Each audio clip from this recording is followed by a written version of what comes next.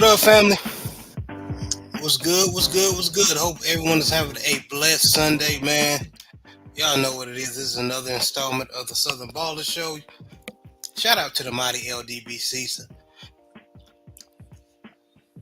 make sure y'all hit the like button when you come in. Hit my like button, share, subscribe. At least trying to get up to 500 if I can. But that's the goal. But I got my brothers in here with me. Coach 67 Sports TV. What's good, man? Man, I'm blessed and highly favored. How y'all gentlemen doing this afternoon? God dog it. Excuse me, y'all. I'm watching the Saints in the You watching his Saints, y'all. The Saints just fumbled the ball, trying to run the inside zone. And I guess they was confused about whether to give it to Kamara or pull it, and they ended up fumbling. So, yeah. Oh, man. No, it was a bad exchange. So the Falcons got the ball in Saints territory. This is the battle for who's gonna be the worst team in the NFC South. Yeah, well, we're gonna see y'all. Your Saints can pull it out, man. But JB, how you feeling, man? I'm blessed, man. My Ravens won today this afternoon against the Jets team, the City Jets team, looking for another win.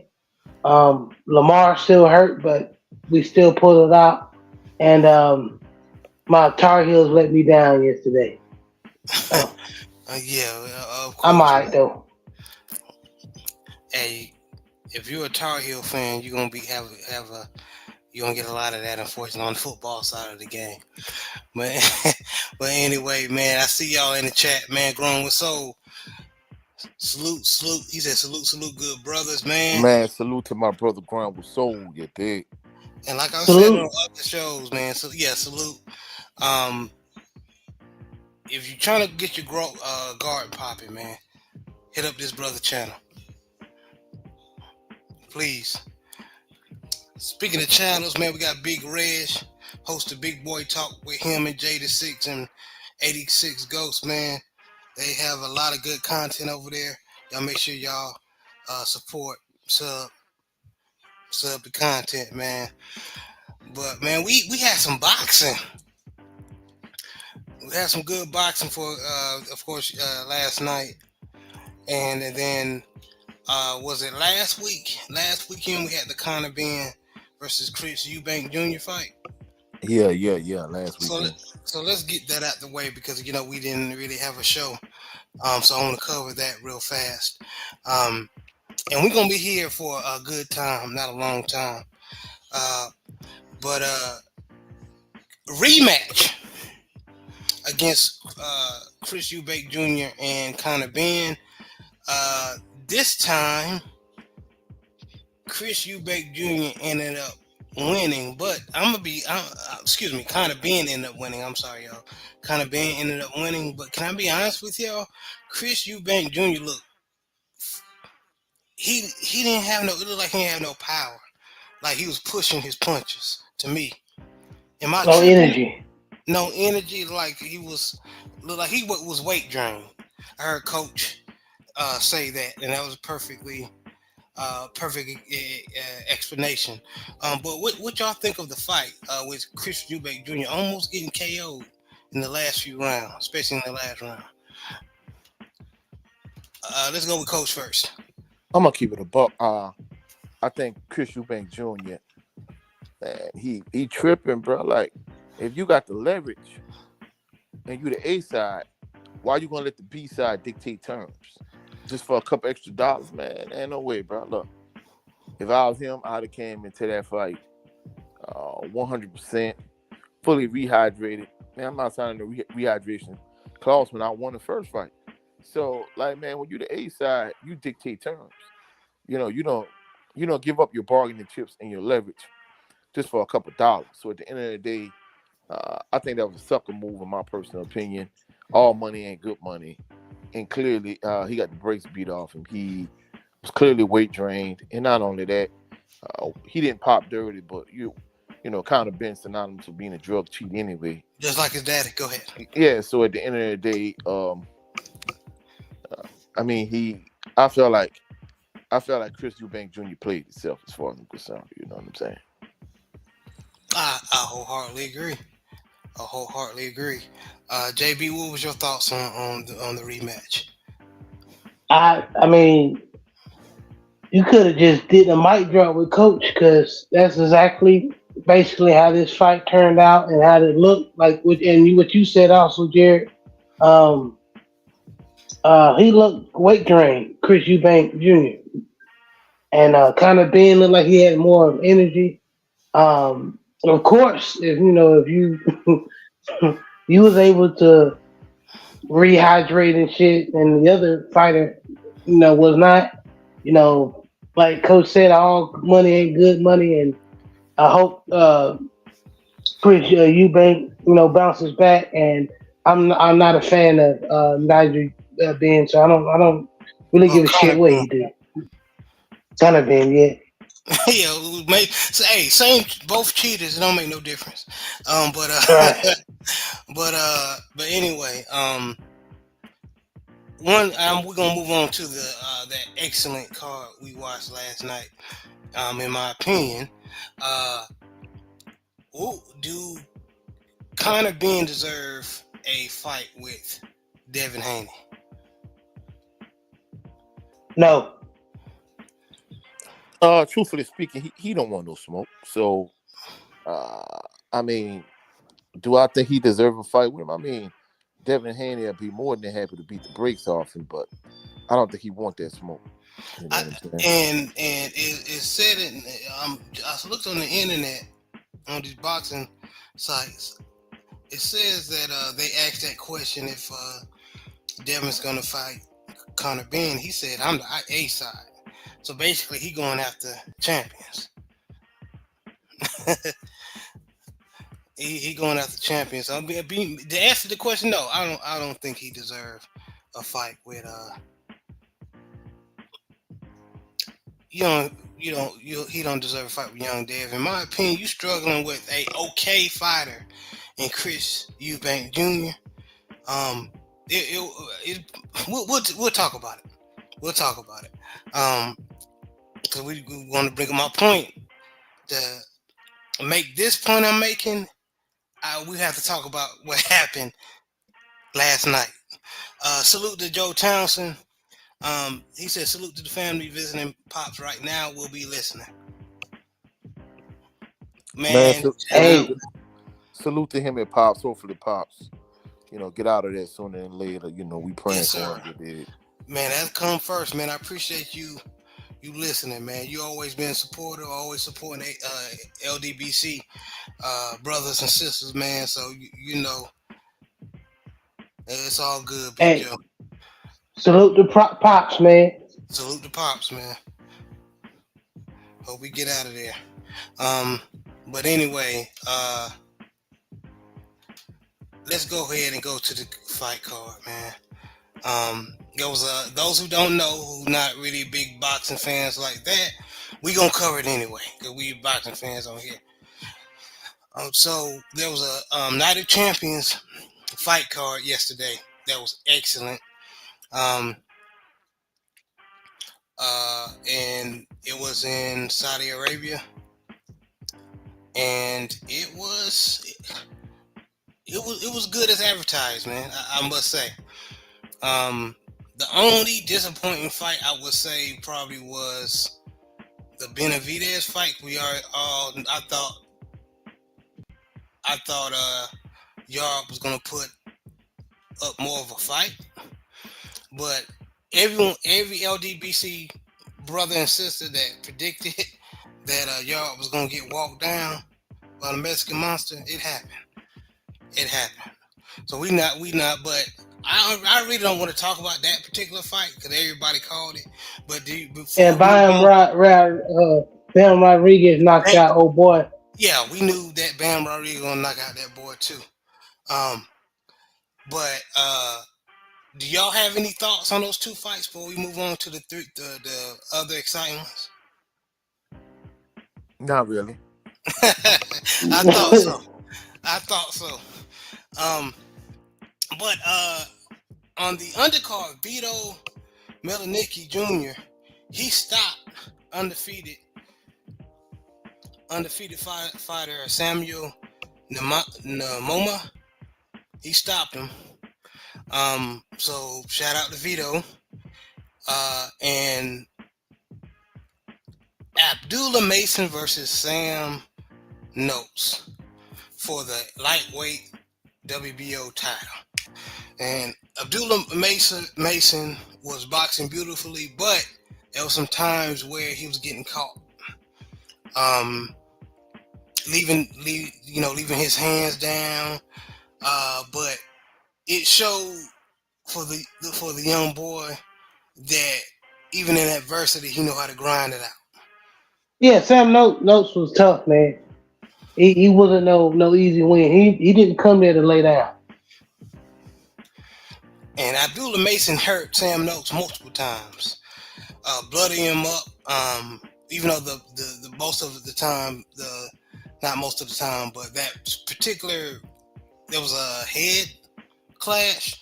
But I think his nose, Abdullah Mason busted up his nose as well. But Abdullah Mason, man, I like what I saw, man. Now I have some critique that he needs to fix. In my opinion, he needs to, work on his defense a little bit more. But young boy got the goods. Coach, what was your opinion on that particular fight? Actually, I didn't really catch that fight. I only caught the main event. You know what I'm saying?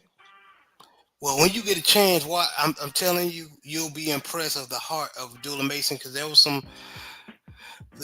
a point where it looked like Sam Noakes hurt Abdullah Mason to the body, and young boy just he just grinded it up. He just gritted his teeth and kept boxing, man. Kept fighting.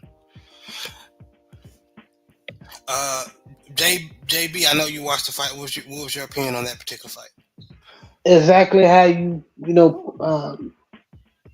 pointed it out, and this was a good test for Abdullah. Yes, Sam Noakes. I think wasn't they fighting for a belt? Yeah.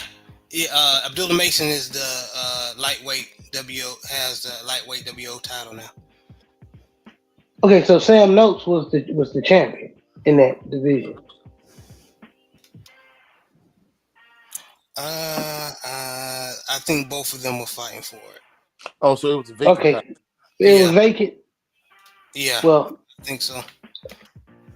Okay, I'll do research to that just to proof check. But Sam Noakes came, like I said, not wanting just to be on nobody's highlight reel, and he just gritted, like you said. They both gritted their teeth, but I think Abdullah just got the best of him. Yeah, staggering him and hurting him multiple times. You know what I'm saying? So yeah, this was a good fight. This was a good fight. Brother Brent just joined us, and I knew he was going to join this part. He's a big part in the LGBTQ boxing community. Love his take, Brother Brent Fox. What's going on? Hey, what's happening, man? Can y'all hear me pretty good? Yeah, we can hear you, bro.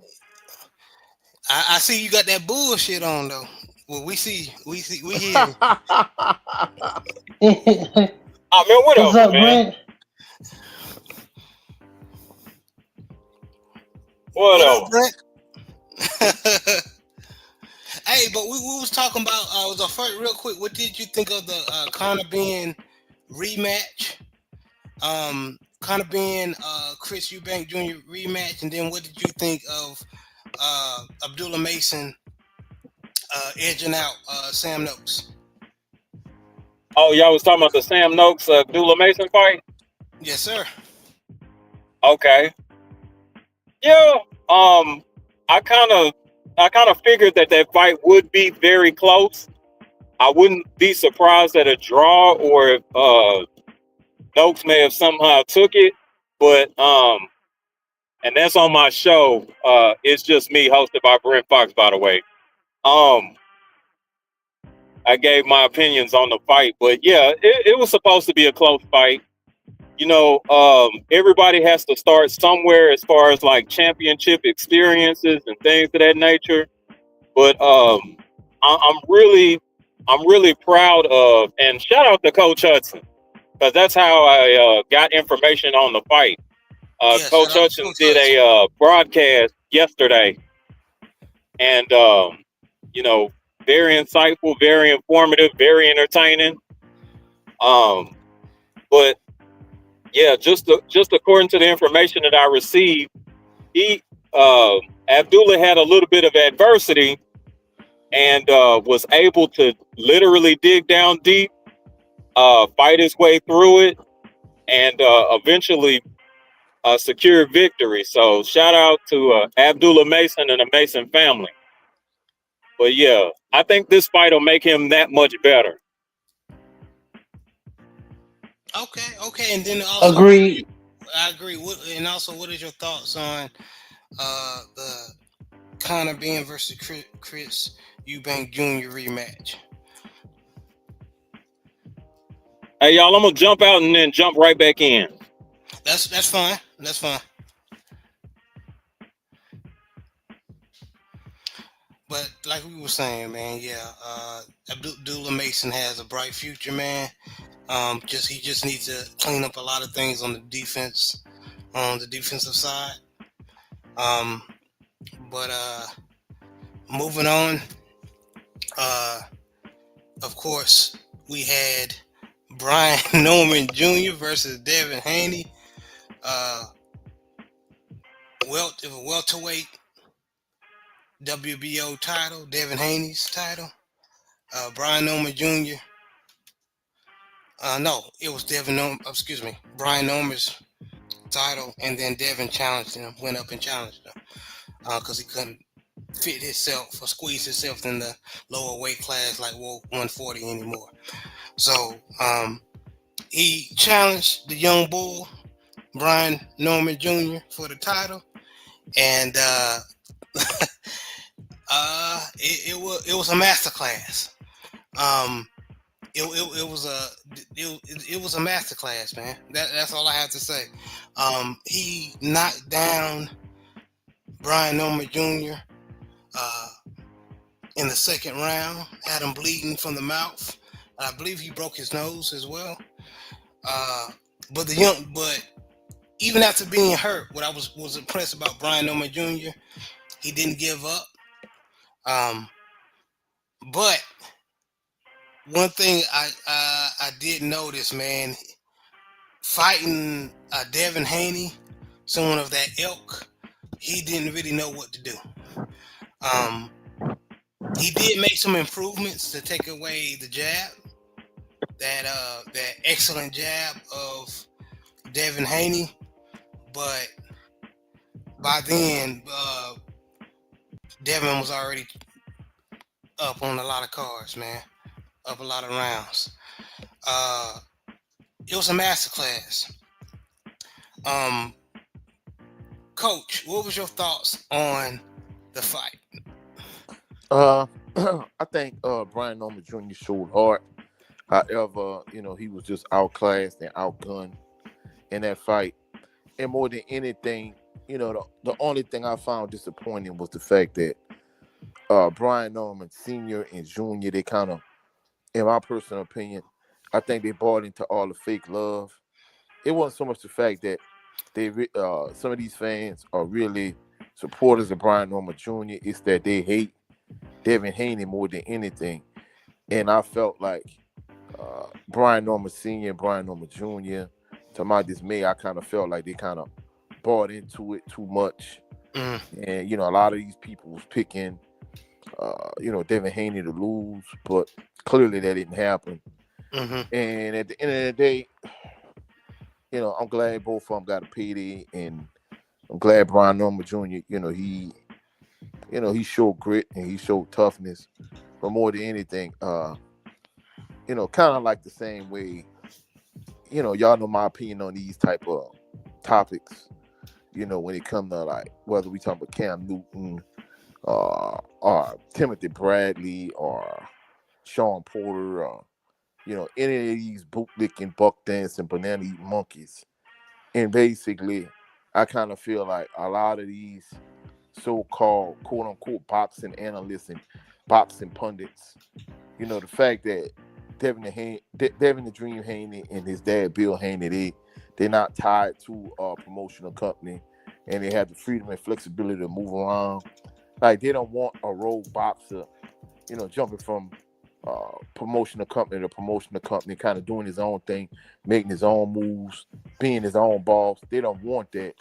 And basically, you saw leading up to this fight that the propaganda machine was against Devin the Dream Haney, and they always talk about how boring he is, and a lot of people picked Brian Norman Jr. And I felt like Brian Norman Sr. and Jr. they fell for a lot of the fake love that people. It wasn't so much the fact it was real love for Brian Norman Jr. It was more Devin the Dream Haney hate. And at the end of the day, I hate that he fell for it, but it is what it is. But hats off to both of them fighters, Yeah, absolutely. The narrative that Devin Haney could not punch. He was feather-fisted.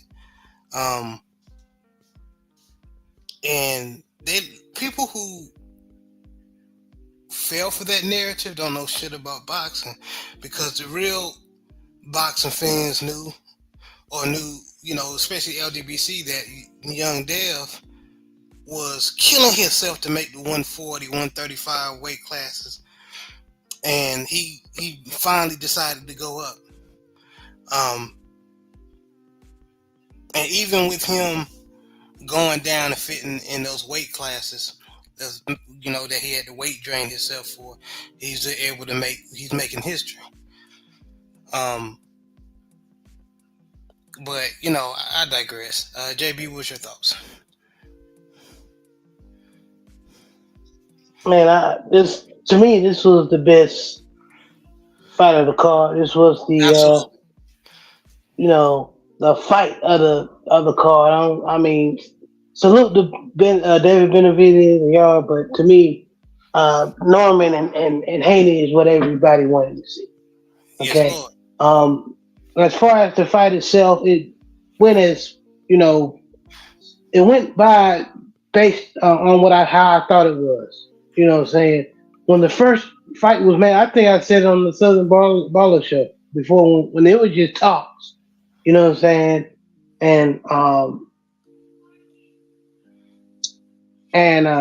I was telling everybody that Darren is going to watch Norman. I think he may, and I said he may catch Devin with something, but if Devin fights the way I know he can fight, the fight ain't gonna be close. Yeah. And he went out there last night, and fought how he needed to fight. He hurt him. He made a statement as far as, I can hurt you if I want to. And I think that was in the back of Brian Norman's head for the rest of the fight. That he could be hurt, because I think the Norman camp didn't think that Devin Haney could hurt him, but we knew better, especially all of us in the everybody that's in the LDBC. We talk about how what he did to Regis Prograde, what he did to Loma. He sent Loma to the hospital with the body shots. So he might not be a power puncher, but he don't his shots ain't pillows. You know what I'm saying? So it was a great fight. Salute to Norman. Not because that fight could have ended shortly in the second round, because he was hurt. Them legs was gone. And I heard Bill in the corner say, "Hey, we're a 12-round fighter. We're not a knockout puncher. Don't get in that game, the same situation where he got caught against Linares, Jorge Linares, but he hurt Linares and he tried to go for the knockout and got hurt." So just shout out to the Haneys. And then shout out, like Coach said, shout out to the Normans for accepting, the fight and making it a good fight. You know what I'm saying? But we all know Haney is levels above Norman right now. So Yes, sir. congrats to both fighters.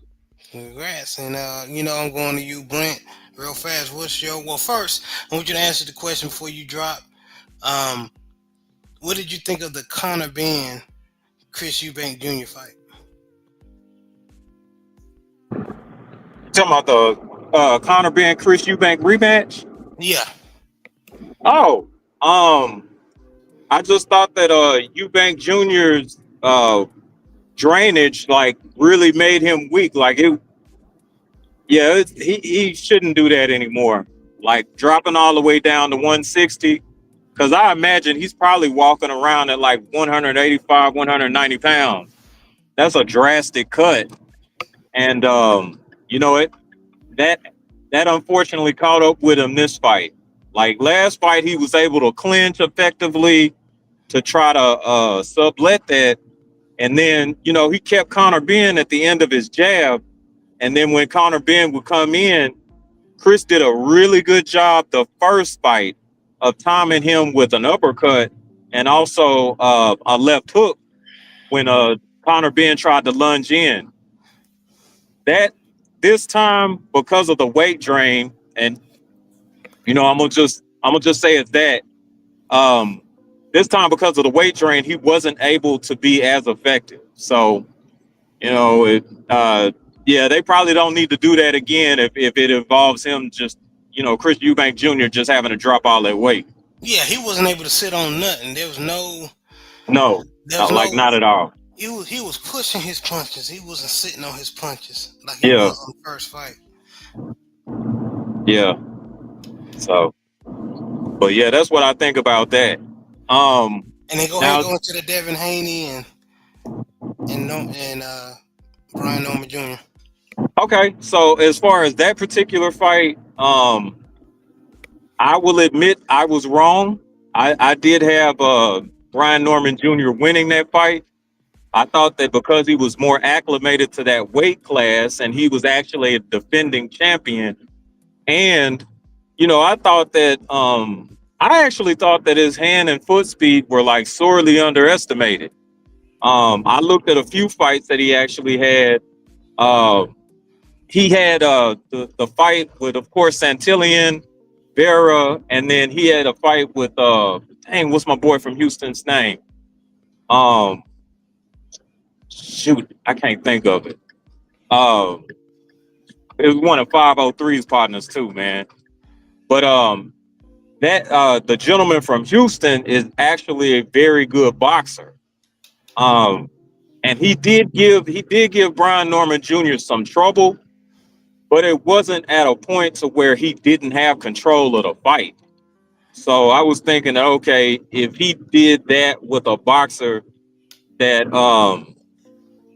that's in a weight class above Devin, then he has a better chance of actually winning this fight. But to Devin's credit, they came up with a great game plan and they did disable Brian Norman Jr. Also, I factored in Quentin Randall. Yeah, Quentin Randall. Thank you. I also factored in, Devin's weight gain and his strength. I figured that because of that, his punch resistance would be better.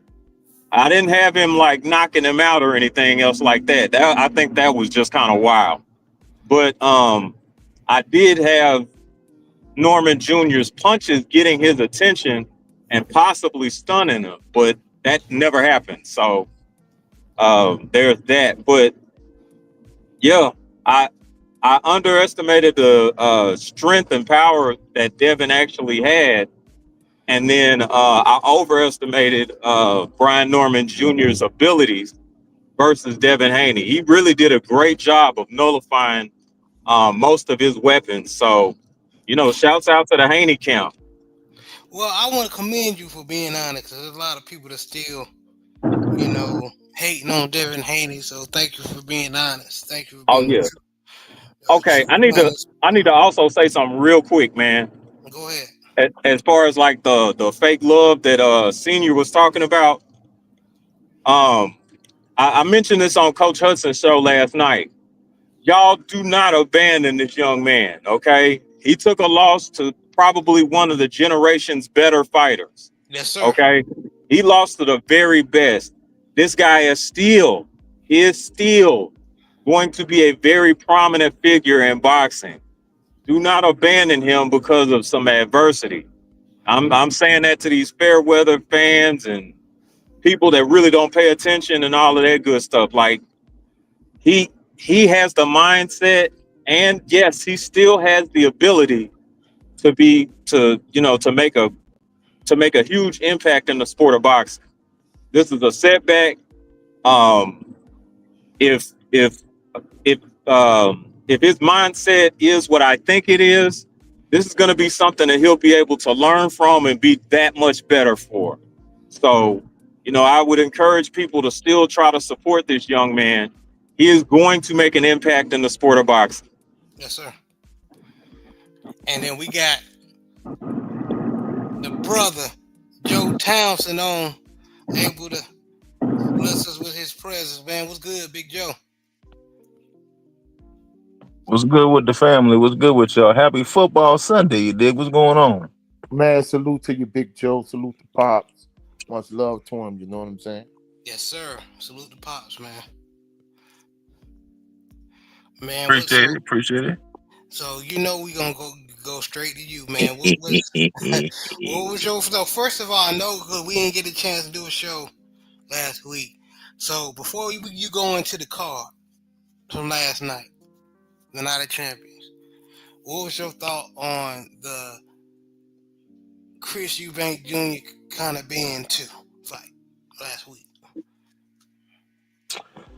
Yeah, I mean, Connor Benn messed up by agreeing to the rehydration clause or whatnot, and he came in and he looked like he just wasn't ready to go.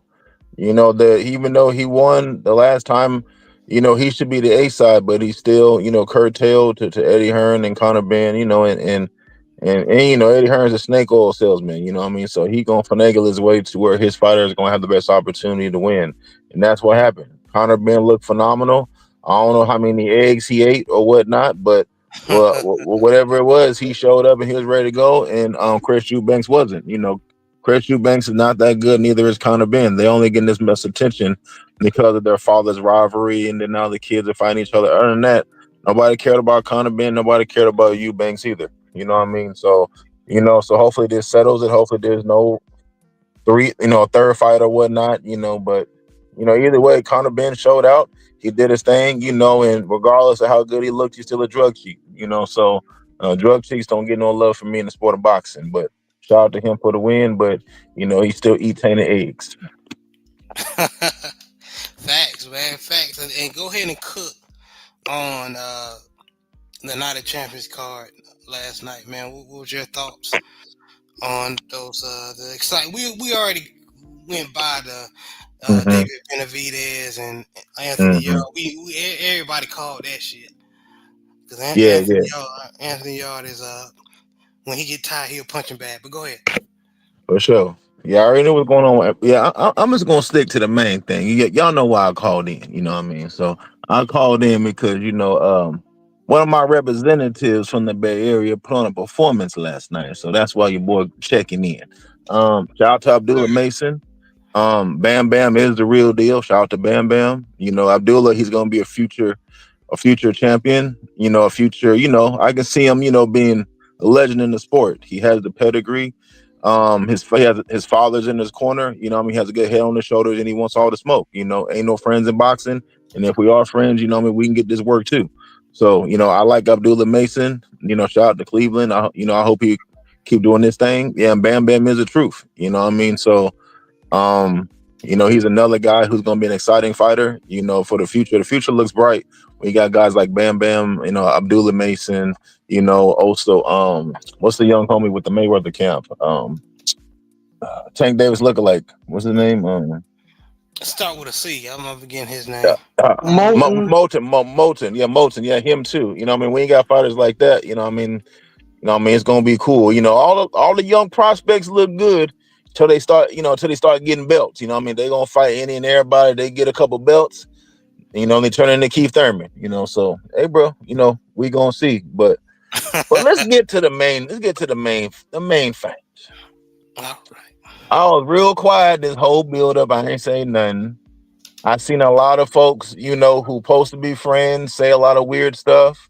Folks arguing with each other, you know what I mean? So, and I seen a lot of folks picking, Norman for the knockout and whatnot. Whether if it's a southern thing, or whether if it's the so-called boxing knowledge, or questioning this and questioning that. Well, hopefully after this fight, ain't nobody got no more questions. Hopefully all your questions Right. was answered yesterday. Nobody shouldn't say nothing about nobody running, because you can't break nobody's nose if you're running. You can't say nothing about Devin Haney not being strong when he didn't turn Norman all over the place. I don't want to hear nothing about Devin Haney holding somebody when Norman was running in, smothering his punches, and Devin was getting in him on the inside. You know what I mean? I heard folks say that resume don't matter. Resumes don't matter. Who you fight don't matter. All that sound good when it don't come to your fighter. When we start picking your fighter's resume apart, everybody start crying and moaning. So Devin Haney, he's not this, he's not that, but I know what he is. He's a 3-division champion and a former undisputed at 135. And he's looking to be undisputed at 147. I don't see anybody beating him at 147. The best opposition was B. Norman. So I know Devin's manhood was put into question. I know Bill's raising his son was put into question. A lot of folks saying, I don't know what they see in Devin. Well, hey, I hope y'all got y'all 2020 vision today, because Devin is the truth. In the words of Stormy B, man, Devin is a 5-dimensional fighter. He does not fight the same each fight. So I said this on Trill Will's channel. This is going to be Regis and Devin all over again. And I was at the Regis Devin fight, sitting on the floor, row 7, saw it up close And and personal. you and my brother JB was the only two before I heard all the LDBC brothers and sisters say get their take. Y'all two were the only ones that predicted it was gonna happen. But go ahead. Yeah, it's gonna be like Regis. Regis got dropped too, and Regis got outclassed. The only thing is, B Norman was a little worse because he got his shit busted in the second round. You know what I mean? And his face all swole up. Devin's pillow fisted. Devin is this, Devin is that. But if you look after the fight, B Norman didn't look like how he did walking in. Devin looked like he can go to the club right afterwards. Facts. You know what I mean? So y'all can say whatever y'all want. Anything after now is just hating. There's a lot of brothers and sisters who pick B Norman for whatever reason. Okay, cool. Y'all continue to keep riding with him from here on out. B Norman should have the same energy. He should have the same energy y'all gave him before and after the fight. So Norman Sr. should be doing all the interviews. He should be all over the place, bigging up his son wherever he go on a daily basis. None should stop. I should see B Norman Monday, Tuesday, Wednesday, Thursday, and Friday on wherever he at talking about his son. You know what I mean? I was a little surprised he went on after the fight talking about the fight, jumping on YouTube already. I mean, honestly, you should have spent that time with your son, but hey, whatever. I guess you question everybody else's fatherhood, nobody can question yours. But anyways, shout out to Devin Haney, because I heard that he's not a dog and this and this, PTSD and all that kind of stuff. Well, you afraid to get hit? Well, I know is as a boxer, you have to spar. And doing sparring, you're going to get hit. If you don't want to get hit, you better work on your defense.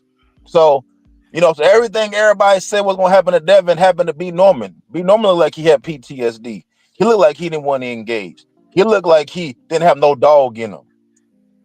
But that's what happens, what like Black Five fans say, when you drink the Kool-Aid. All the Kool-Aid is gone now, it's empty. So now y'all just left with an empty glass wondering what the hell happened. But I will say this. Shout out to B Norman for taking the fight, even though folks say, "Oh yeah, I forgot this part." I don't forget these unscrupulous Negroes out here. I remember when folks were saying, "Why is Devin don't want to fight Norman, even though he's going to Japan to see him in person? He don't want to fight Norman. The hit list he got, that's not real. That's fabricated. That's all jokes. That's all facade. Oh, he don't want to make this fight. Turkey Al-Sheikh made him do this fight. I heard it all. Only for your boy to get his shit broken in the second round and now look like the same fighter for the rest of the fight. So regardless, however y'all want to spin it, Devin was holding. Well, tell B Norman to work on his inside game so he won't be holding. Tell him to stop telegraphing that hook. So every time he swung it, Devin was already out the way. And that footwork y'all said B Norman had, he just like Devin. I ain't see it either. So this is what Devin does. Devin takes your favorite fighter and man look like he don't belong in the ring. That's what he do. Well, if y'all want to embrace it or not, he is what he is. Devin is now the new Floyd Mayweather. No matter what he do, y'all gonna pay to see him lose. Y'all gonna keep hating on him. Y'all gonna keep doing what he do. And that's why we call him Black Jesus, because they hate on Black Jesus every day and they put him on the cross. Y'all put Devin on the cross last year, but what y'all didn't know was with his father behind him and his team behind him, even though that he was dug into the ground, y'all was spitting on him and calling him every name in the book. He bounced back, became stronger, became a better fighter and a better man. Y'all have seen a more improved and better Devin Haney. So y'all fucked that up by putting, y'all did that to yourselves. Now it ain't gonna be easy on none of y'all. Devin's a changed man now. You know what I mean? When you put a dog into the corner and y'all keep picking at him and keep messing with him, when he finally stand up and come out that corner, it's a wrap for everybody else. You know what I mean? So my favorite quote I always say is, hard work beats talent. But when talent works hard, you're going to see what happened last night. Shout out to B. Norman. Shout out to his father. I hope they keep progressing. I hope Top Rank don't shelf them because they top rank fighters. Hopefully he becomes the champion again. Hopefully he keeps going. He's only 24. A loss of Devin Haney does not ruin his career. Because Devin's a bum and he's pillow fisted anyway. So they shouldn't hurt him one bit because they sure didn't hurt Ryan Garcia because he got dropped by. My bad. Can you hear me? Well, I can hear you loud and clear. Okay, yeah. So, it should again because it shouldn't hurt Norman because it didn't hurt Ryan Garcia. Because Ryan Garcia got dropped by by Rolly, and then he ended up getting a championship fight next. So B Norman should be fine. So, shout out to Norman and the team. I hope they keep going. Shout out to Atlanta. Shout out to the Dirty South. I like the brother. But it's just sad that a lot of weird things was said between folks who not even in the ring, not even in camps, folks saying weird stuff and all that and whatnot. That's cool. But I will say one thing. Oh, you weird Negroes out here, y'all love taking everybody else's culture and creed. Y'all like wearing sombreros and all that kind of stuff. You know what I mean? When who did Canelo fight in Mexico? What was his name? That Mexican cat. Remember, Canelo don't fight Mexicans, but he fought a Mexican cat. What was his name? Valdez. When Canelo fought Valpez in Mexico, y'all didn't hear no crazy back and forth between the Mexican fans. Y'all didn't hear no Valdez ain't Mexican. You ain't hear none of that kind of stuff. It was Viva Mexico from both sides. 50,000 sold out, and all the fans embraced both fighters. All you unscrupulous Negroes need to take notes. That's how you support your fighters. You have two Black American fighters. All of a sudden, everybody's a bitch ass nigga, and everybody's that. And if you don't fuck with so and so, fuck okay. That didn't happen when it came to Canelo and Valpez. It was Viva Mexico before the fight, Viva Mexico afterwards. Since y'all are taking everybody else's culture and creed, y'all do the same thing they do. Since y'all don't like being black anyway, so do what the Mexicans do and support your fighter before and afterwards. I'm gone. Hey, well, all man, right. You cook. Hey, niggas be judging fighters or they ain't gonna support dudes because the niggas' nose look too big or they too dark or too light skinned, whatever the case may be. Fuck all that. So, like Big Joe just said, if you for black, and these be the same motherfuckers talking about some black people need to support each other. Black people need to do this. Black people need to do that. But y'all have y'all little weird ass preferences behind closed doors. But it's amazing how a sport like boxing can expose these weird ass niggas, man. Man, hey, I'm gonna just keep it a buck, bro. I feel like a lot of those fans that was hating, man, it was Tank Davis fans to keep it a buck. It wasn't so much the fact that they were so in love with Brian Norman Jr. They were either Tank Davis fans or they these $1 million slave Cam Negro, Cam Newton type Negroes like Butter Biscuits eating Bradley, Sean Porter with his weird self. It's Negroes like that, you know what I'm saying? To me, once you get a certain dollar amount, like why do you have to constantly pander to them folks? Once you got a big enough name, you got enough money, to me you should be able to create your own platform and do your own thing without being a slave on the plantation. I'm not gonna lie, them buck dancing, boot licking, banana eating monkeys make me sick. And shout out to Black Fight Fan. You know, it was good to see the brother last night. Yeah, him and Sister Cece last night. Yeah, and I'm not gonna lie, that cartoon was funny as I don't know what. Shout out to them, you know. Shout out to them, man. So let me say this real quick before I slide off, man. Real quick before I go back to, I had to come cook with y'all, man. Y'all was cooking, man. I couldn't miss on this barbecue. You feel me? So I'll say this to all the so-called Tank fans. I'll say this: Devin Haney is undisputed at 135 when Tank was at 135. Devin Haney is a 3-time division champ. So he's a champion at 3 different weight classes 3 times. Your favorite fighter violated his probation and about to do some time. There's levels to this. I'll holla at y'all. And man, Big Joe is out, man. Well, drop the mic then. He dropped the mic. But what he's saying is all 100, man. Yeah, I'm definitely with Coach on that one, and Joe Townsend.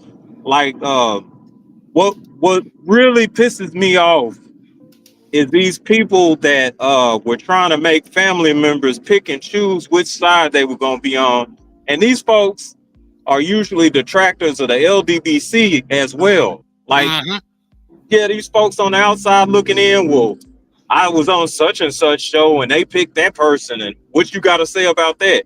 Somebody was coming at Shawa a lot, like sideways, about who she was picking in the fight. Like, and they're not like a member of the family or nothing like that. Like, what are you doing speaking on family business, whoever you is? Like, stay out of family business. Because niggas like to see the tear down. Okay, well, niggas like foolishness. Niggas like drama. They do. I love my people, man. I can't stand you niggas though, boy. Woo! You ain't lying, man. You was not lying.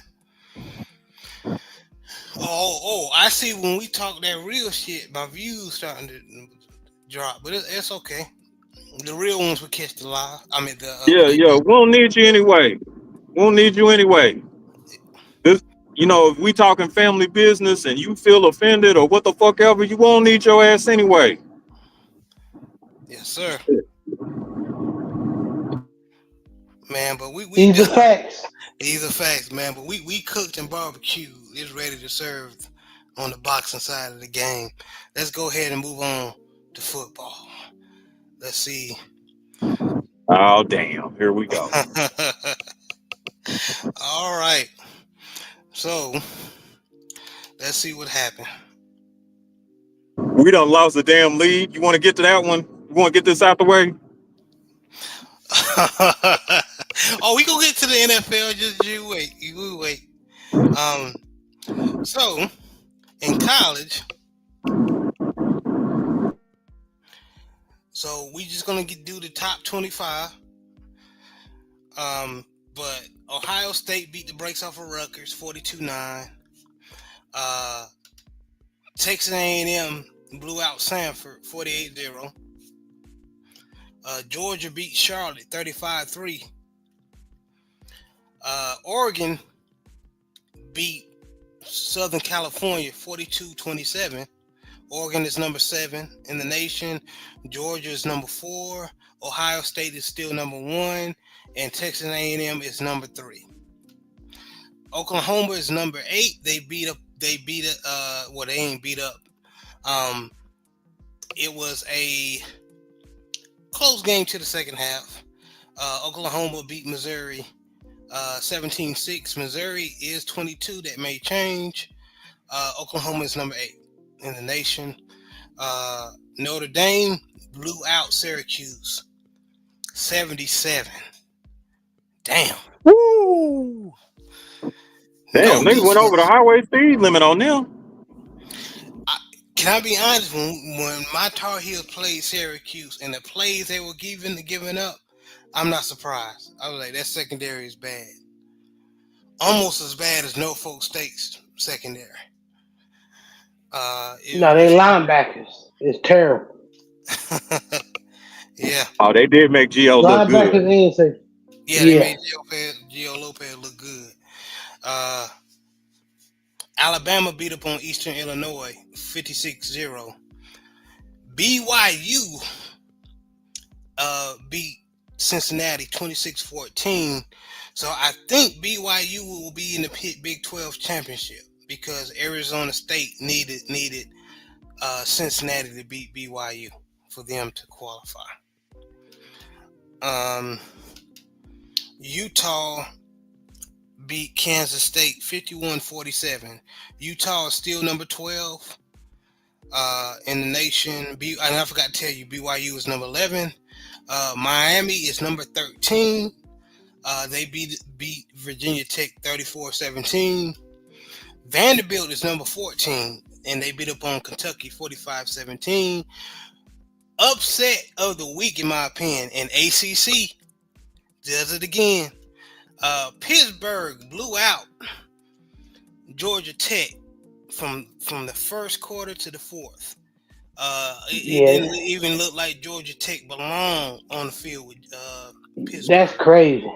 That running game, I always said Pittsburgh, and shout out to Junior the Truth. Pittsburgh, always, I don't care how, they can be middle of the road if you have a terrible season. Always beware of that running game. They got a running game for your ass. So if you shut that down, you got a chance. But Georgia Tech did not do that. They beat Georgia Tech 42-28. What the hell going on with Georgia Tech? I don't know. ACC. I always say with Georgia Tech, their nickname is Rambling Wreck, and you can take that any way you want, good or bad. Texas beat Arkansas 52-37. Then Texas is number 17, and Georgia Tech was number 16 in the nation, but that may change. Michigan beat Maryland 45-20. Tennessee beat Florida 31-11, and Tennessee is number 20 in the nation. Illinois lost to Wisconsin 27-10, and Illinois was number 21 in the nation. And how that happened? Because Wisconsin is not that good to me. TCU beat Houston, which I knew was going to happen, 17-14, and Houston was number 23 in the nation. Tulane was number 24, and they beat Temple 37-13, and Arizona State beat Colorado 42-17, and Arizona State was number 25. Now, I want to say this about that Colorado game. Me and JB watched that game, and you want to talk about something frustrating.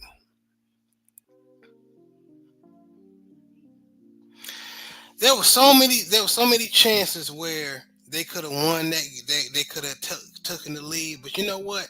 Even if they took in the lead, I don't have confidence in their defense could hold the lead. Hey, do y'all think that these folks done checked out? No, it's coach. So here's my shout out to T Cal over there in Buffington Prime, that YouTube channel. He said the problem is the coaching. A lot of the players are being put in the wrong position. And at first I was like, okay, whatever. You think you know everything. But watching the games over the past weeks, and the plays that they're giving up, that's what it is. And why isn't Coach Prime addressing it? And what scares me, I'm just being real. I love Coach Prime. But I don't. we know that, Coach. Okay. But what scares me is he said in the Arizona loss in the press conference, he said if he knew what to change, he would change it. He don't know. And that was, I think that was the most stupid. That was a dumbass response. Because if you don't know what to do, you shouldn't be coaching. Just straight up. That's kind of what I mean. Like, yeah, these coaches are definitely putting these boys in bad positions, but I don't. Oh man, I just call it a feeling or something else. You can't coach that bad on accident. Like, something's not adding up.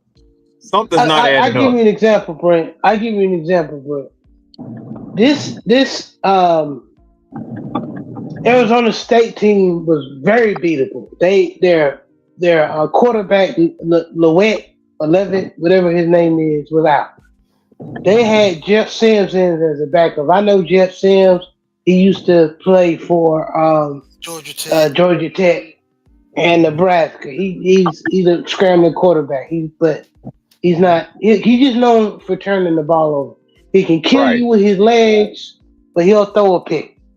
You know. Oh, But okay. so long story short, he turned the ball over, and then I think the running back tried to hurdle and then fumbled the ball. Okay. They had the ball at in their territory at the 30 yard line, damn near the goal line. Now Hayden, number 7, and Welch been having a good game. What they did was they brought in a rookie. I think his name was number 45. Walk on. 45 tried. He was a walk on running back. Yeah, 45 tried to run the ball. He slips and falls, Brent, and fumbles the ball. Ain't nobody touch him. And the score was 17-21. They were going to score. After McMillan turned the ball over.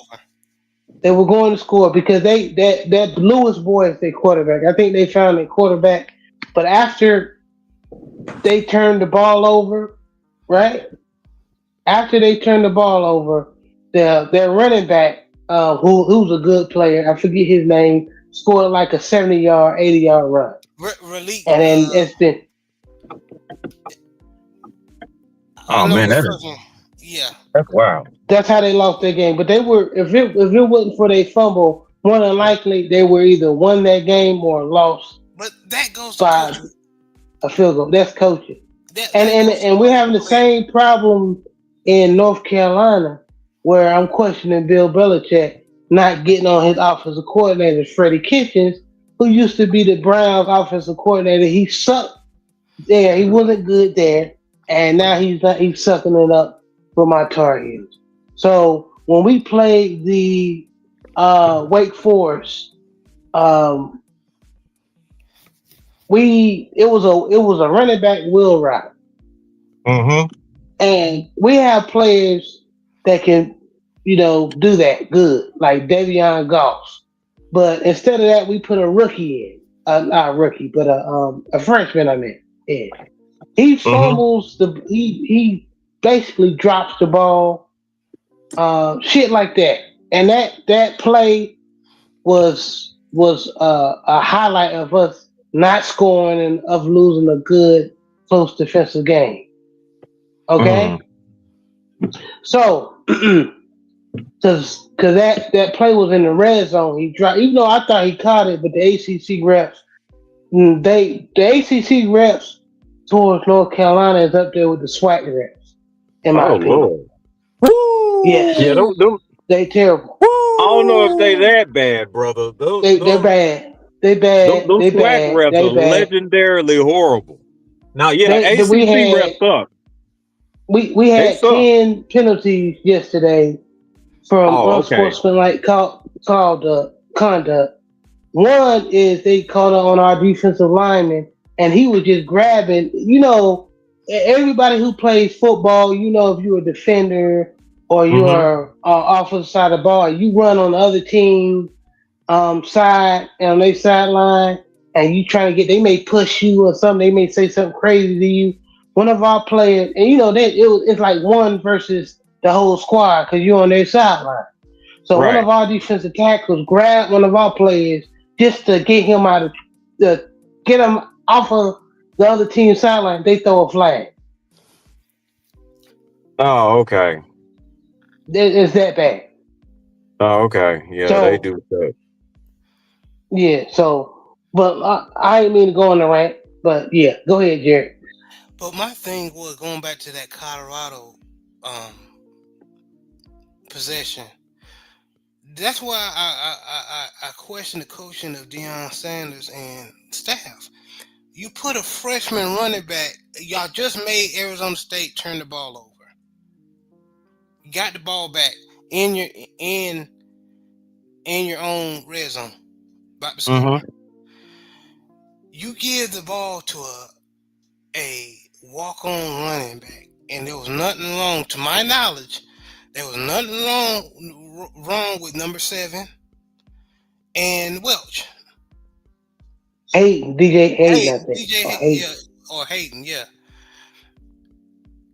And the young boy, first of all, he did a good job finding the hole, so nobody touched him.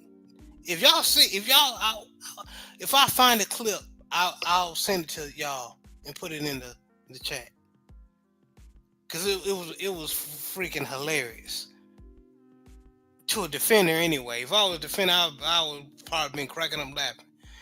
The running back pretty much had a walk-in touchdown. Young boy slipped and fell, and the ball fell out.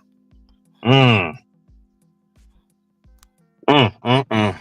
I was like, yeah, this is the season they had having.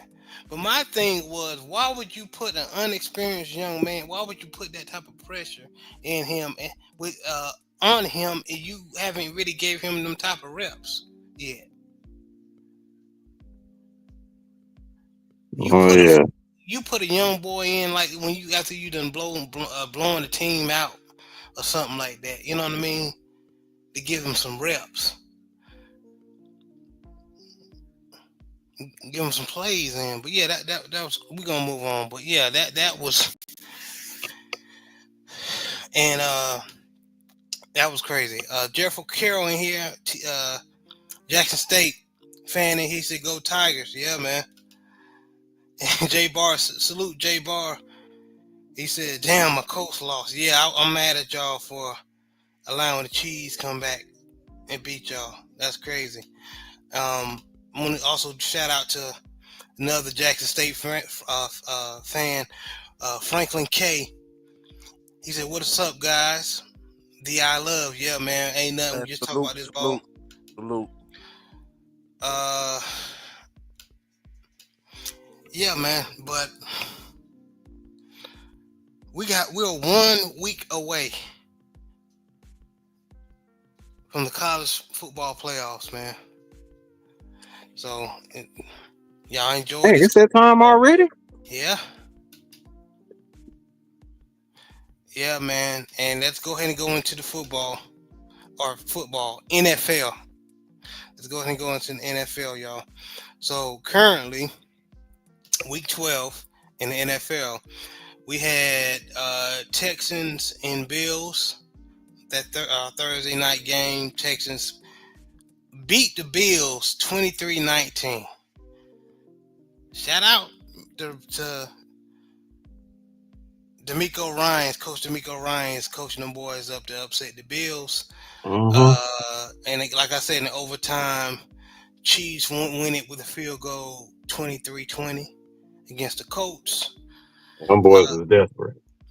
Yeah. Seahawks barely beat the Titans 30-24. Yeah. Packers beat the Vikings 23-6. My Ravens beat the Jets 23-10, even though it was a struggle. Offensive line still garbage, especially in the two guard spots. Lions beat the Giants in overtime 34-27. The Bears beat the Steelers 31-28. Thank you, Bears.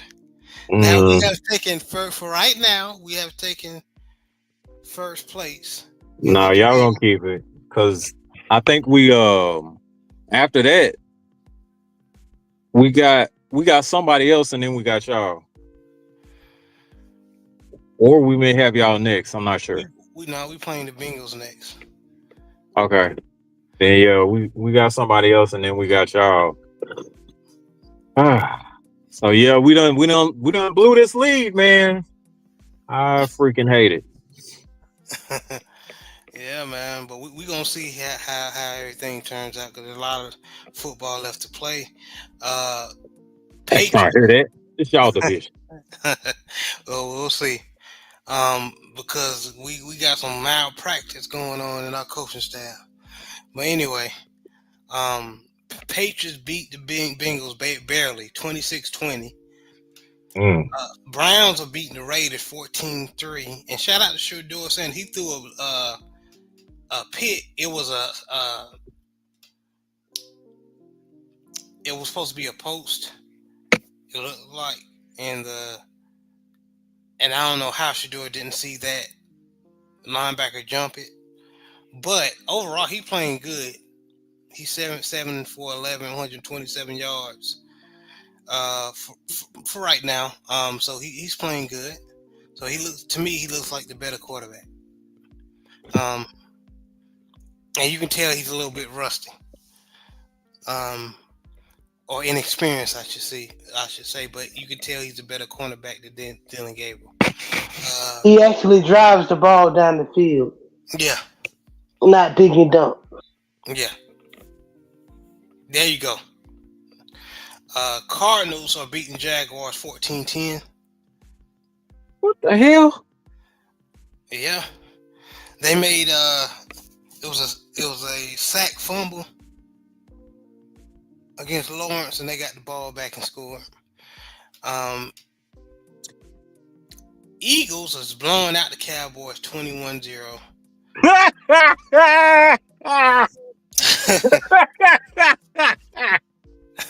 Oh. Yeah, we thank you for that. Dallas Cowboys haters on the panel, ladies and gentlemen. Woo, thank you for that. Big fat. Big fat. And the Falcons are beating the Saints right now 10-7, but it's they just sacked Kirk Cousins, and it's 4 down. I think they're getting ready to kick a field goal. Yeah. More than anything, defense been scoring more for the Saints than anything. But he tried. Yeah.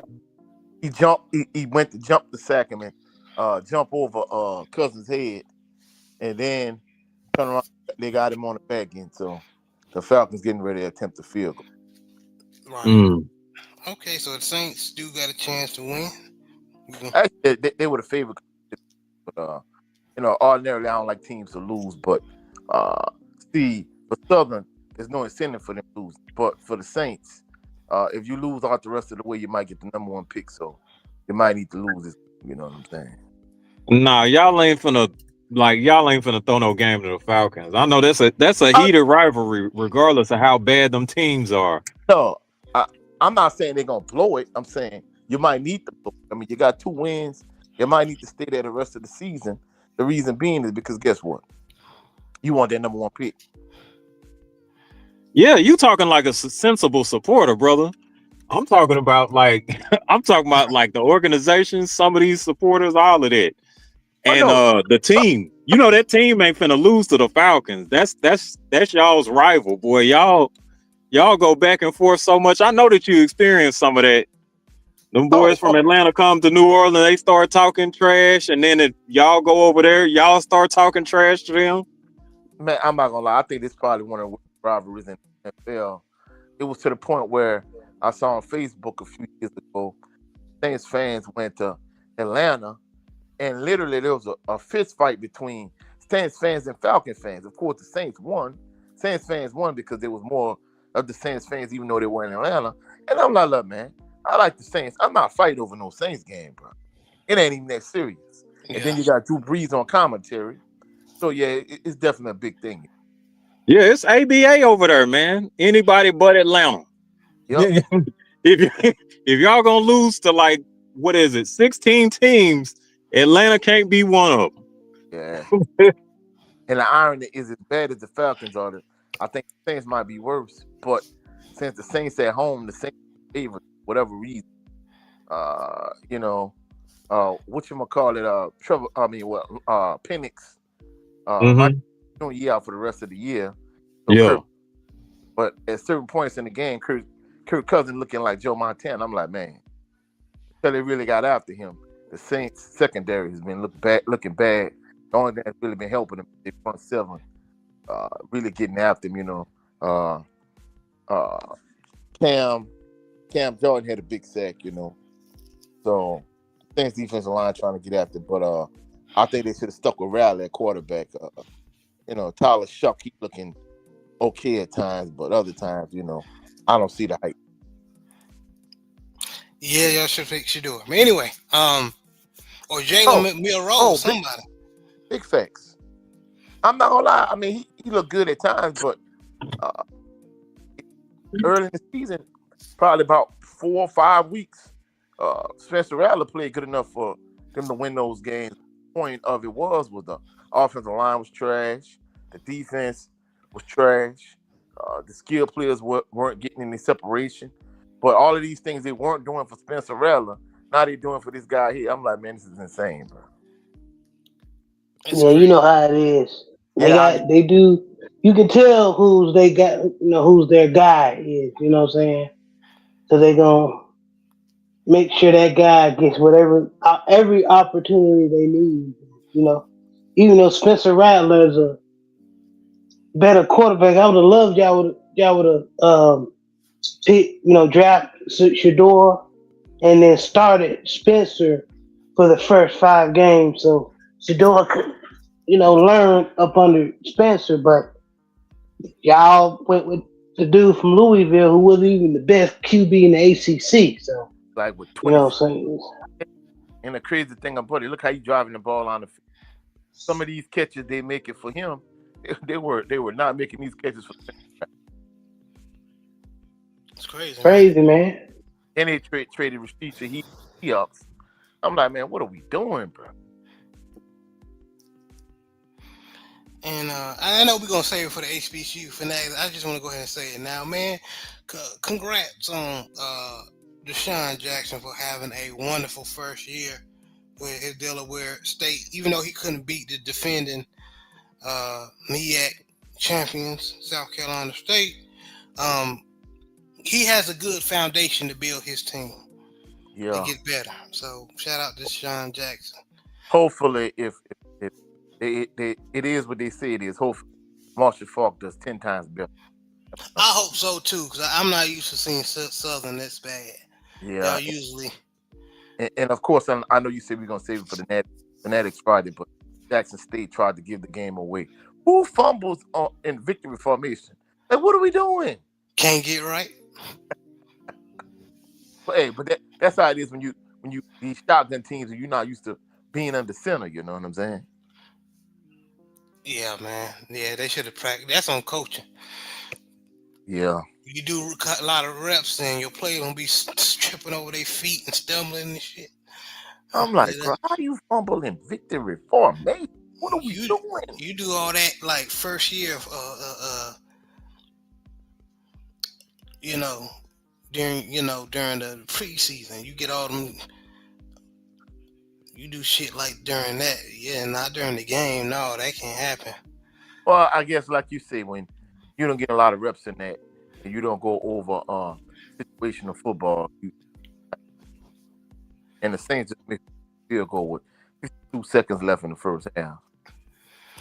I'm gonna share this with y'all since it's on my mind, and what Big Joe, and it also plays into the why people were so shocked that Devin Haney did what he did to Brian Jr. And a lot of people that really like we was talking about, people really knew the resume of Young Dev.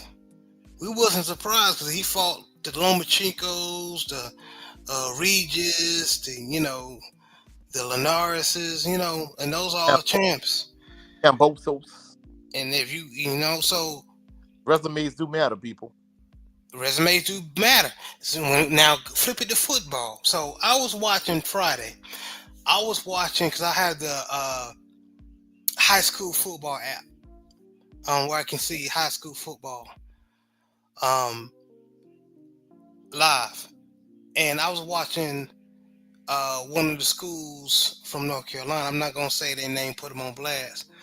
But they were undefeated.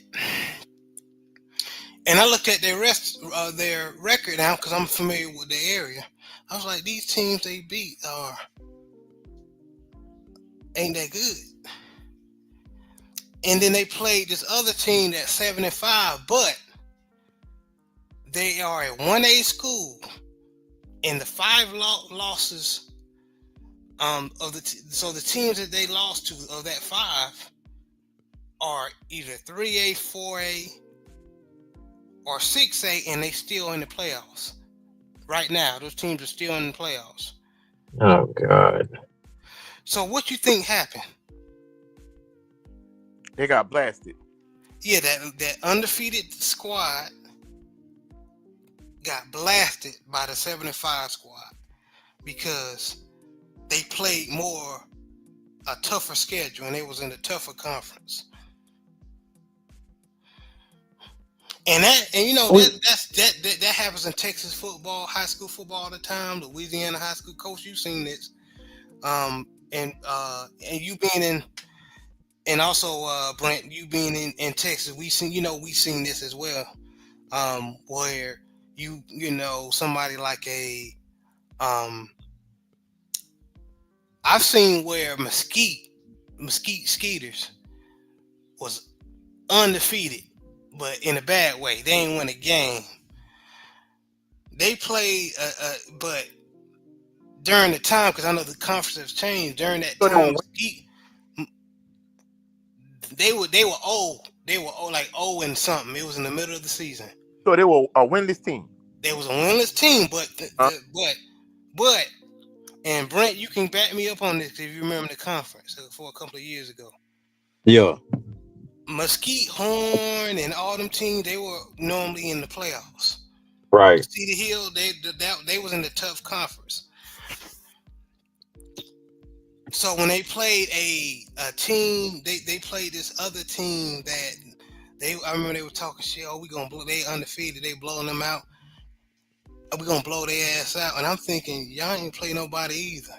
The teams that Mesquite has played, they're all they go deep in the play. They go deep in the playoffs until they play South Lake, the Allens, the North Shores, and them. Duncanville, well, not Duncanville at the time. Coach Samples ain't go to Duncanville yet, but you get my point. So they got blown out. Mesquite blew their ass out, and I was not surprised. So dang, now you got me wondering who that was. I'll tell you, because I don't want to put them on blast, man. But yeah, it was just comparing. Geno Smith getting killed. Just comparing that to boxing, man. The resume does matter. It does. It does matter. It definitely does. And them parents from that North Carolina team were talking about, they were, what's going on? What's wrong with y'all? And I want to say, y'all, your boys ain't play nobody. Yeah. Well, they ain't as good as y'all thought they were. The team that's y'all playing went through the gauntlet, like you said, like they and this same thing for Texas football, where they like their first 5 games or 4 games before they get to conference play, maybe somebody ranked, or somebody non-scheduled, and that's really good. You know what I'm saying? So they might be 5-5 or something like that. Yeah, You know what I'm like saying? Skyline So like to beat up on people early in the season, and then once they start playing, people in their division, they have a lot of trouble. right, Well, see, the thing about it is, it's the opposite Yep. in Louisiana, because people would used to tell me how, hey, if you go 9-1 and 8-2, you might not make the playoffs in Texas, and I'm like, what? I remember my junior year at Assumption, we went like 4-6 and made the playoffs. But the thing about it was, we were playing like teams like Donaldsonville High School, who, even though they was in a lower class than us, they had a couple of NFL players on that team, eventual NFL players. St. James High, MEAC. I mean, we, like, my last couple of years, we had some killer schedules. So in Louisiana, you'll see teams like literally like 3-7, 4-6, 5-5 make the playoffs, because they have so many PowerPoints where they play like such a killer schedule, and they might win a few district games, then they make the playoffs. Because I saw a school, since I'm working with the Louisiana All-American Sports Network, we call a Madison game Friday night, and they're gonna be playing against LSU feeder school University Lab. That's gonna be a big game. But like, one team made the playoffs and it was like 2-8. But the thing about it was, of the 5 district games they played, they won 2 of them. But every other team, all those 8 teams they lost them. All of them made the playoffs. Every last one of them. And I'm like, damn, why would you play such a killer schedule? But all of those PowerPoints they had, it allowed them to make the playoffs that year. But since they kind of did away with the PowerPoint system, that don't happen as often. And of course, they restructured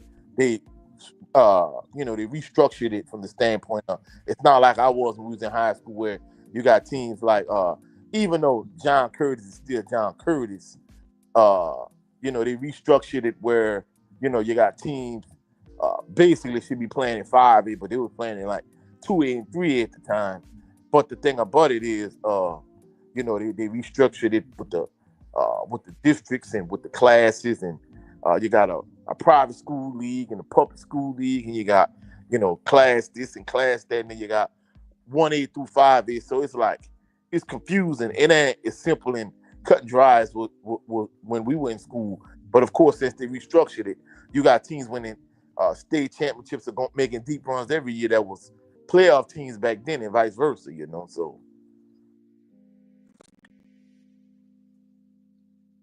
Let me ask you this question, Coach, and I believe I asked you this question in the past, but I'm gonna ask it again.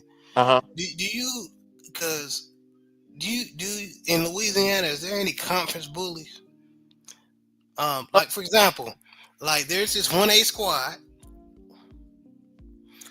that makes the playoffs every year, but they should at least be 2A or 3A. But yet, well, see, it kind of feeds into my John Curtis point earlier. See, John Curtis won the state championships when they were playing like, 1A, 2A, 3A ball. But if they'd have been playing 5A when they was winning all of those championships, they wouldn't have the championships they had. You know what I'm saying? Even, schools like Evangel, if you pretty much cherry picking all the best players and getting all the best talent, and you got something going, then you should be able to play in 5A. Even though, from a numbers standpoint, you might not have 5A numbers in terms of the amount of boys you have at your school, but if you cherry picking all the players, you got 5A level talent. You know what I'm saying? So that's why at that time, that's why they restructured it the way it is now, because of teams like Evangel Christian and John Curtis and so on and so forth. Don't get me wrong, Curtis still Curtis, but Curtis not dominating like they were when they were playing out in lower levels. So in lower levels, they was winning state championships every year. Since they playing up in class, they not as dominant, if that makes sense. So at the end of the day, restructuring things, it kind of it kind of hampered teams like Curtis. But I think had Curtis just played 5A ball the whole time, John Curtis wouldn't have been as dominant as they were, and even Evangel. I mean, don't get me wrong. I know if you live in certain areas, we're gonna say, for example, like St. James. St. James, they were getting all the best talent in the area, and then, you open another school or whatever, and some of those players might go to the other school, and you might not get the same level of talent that you once had. You know what I'm saying? But they back to being what they were. That's why, like, if you look at my live chat, they kept talking about a player like Kobe Brown. I mean, no disrespect to Kobe Brown. I think he's still he was a great high school player, and I think he made at Southern, but I think a lot of people still romanticize everything he did in high school, and his production is really not that in college, if that makes sense. So, but when it comes to that, if anything, I think a lot of Louisiana schools, they try to play against teams that they really have no business playing, and they don't do the PowerPoints no more like they used to. But in the past, teams have gotten PowerPoint. Like I said, my junior year at Assumption, we was 4-6. I'm like, we won one non-district game, and we won 3 district games, and we were 4-6, and we made the playoffs. And then we lost to a team who I cover regularly. We lost to them in the first round of the playoffs. They beat us 8-6 or 8-7. But and then of course you see teams, because the 2 playoff games I cover with the Louisiana All-American Sports Network. The first week it was just a straight blowout, and then Friday night it was a competitive game for a point. But once Prep really got rolling, they pretty much ran away with it. They kind of fumbled it at the end, but they still ended up beating them, like, I think 42-20.